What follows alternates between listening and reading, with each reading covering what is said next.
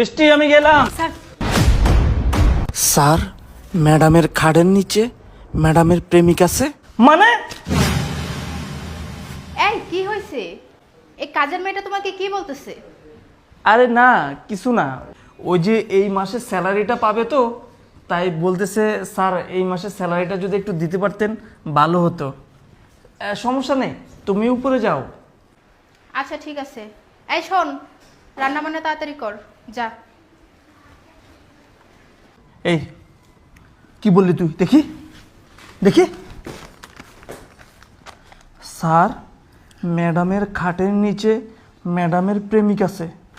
যাদব, হ্যাঁ কি বলিস তুই? হ্যাঁ, তোর ম্যাডামের খাটের নিচে তোর ম্যাডামের প্রেমিক আছে মানে? এই তুই কি আমারে বোকা মনে করছস?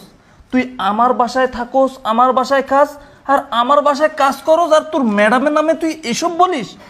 স্যার, আপনি আমারে মারেন, যত খুশি মারেন, কিন্তু আমি সত্যি কইতাছি, ম্যাডামের খাটের নিচে ম্যাডামের প্রেমিক আছে, আমি নিজে চোখে দেখছি। এখন আবার কে আসলো? আরে তুমি হ্যাঁ, কেন? তুমি এই টাইমে কেন আসলে? আরে আমি তো প্রতিদিন এই টাইমে আসি। এখন তো প্রায় 10টা বাজে। তোমার হাজবেন্ড তো 9টা বাজে বাসা থেকে চলে যায়। আরে বাবা, আমার হাজবেন্ড এখনো যায়নি, বাসায় আছে। যদি দেখে ফেলে, তুমি এদিকে আসো, তাড়াতাড়ি আসো। তুমি আমাকে বলে আসবা না? আরে আমি কি জানতাম যে তোমার হাজবেন্ড এখনো যায় নাই? আমি তো ভাবছি চলে গেছে, এই জন্য আমিও চলে আসছি। দেখো, এত রিস্ক নিয়ে আমি আসতে পারবো না।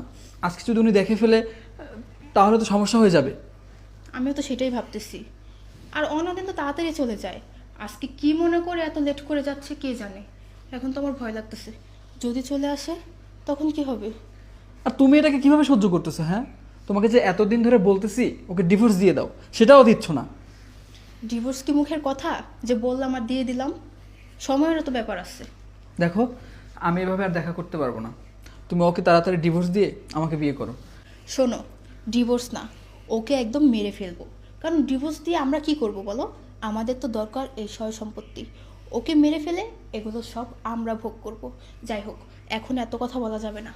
যদি এখানে চলে আসে তাহলে দেখলে কিন্তু খুব বড় ঝামেলা হয়ে যাবে। এক কাজ করো, তুমি আপাতত আমার রুমের কোথাও লুকাও। ও চলে গেলে তারপরে বের হয়ে ওঠো, তাড়াতাড়ি আসো। ম্যাডাম এসব কি বলতেছে? ম্যাডাম স্যারকে মেরে ফেলার প্ল্যান করতেছে। হায় হায়, এখন কি হবে? না না, যেভাবে হোক স্যারকে আমার বাঁচাতে হবে। কি বলিস? ও বাসায় ছেলে নিয়ে আসছে? আমার বিশ্বাস হচ্ছে না, কারণ আমি তো ওরে অনেক ভালোবাসি, ও আমাকে অনেক ভালোবাসে।